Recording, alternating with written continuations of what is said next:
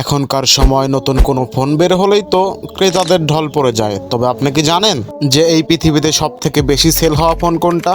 না জেনে থাকলে চলুন আজকের এই ভিডিওতে সেটাই দেখে নেওয়া যাক। আজকের এই ভিডিওতে আমরা দেখব পৃথিবীর সব থেকে বেশি সেল হওয়া 5টি ফোন। তো সব থেকে বেশি সেল হওয়া ফোনগুলোর মধ্যে নাম্বার 5 নম্বরে রয়েছে নোকিয়া 3210 মডেলটি।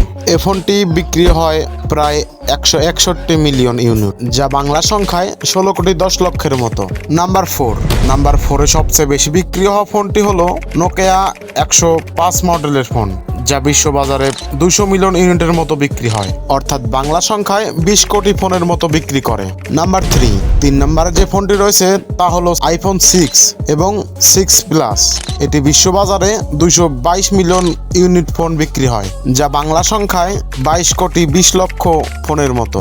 নাম্বার 2-তে রয়েছে নোকিয়া 1110 মডেলের ফোনটি, যা বিশ্ববাজারে বিক্রি হয় 248 মিলিয়ন ইউনিট, যা বাংলা সংখ্যা হিসাব করলে দাঁড়ায় 24 কোটি 80 লক্ষটি ফোন।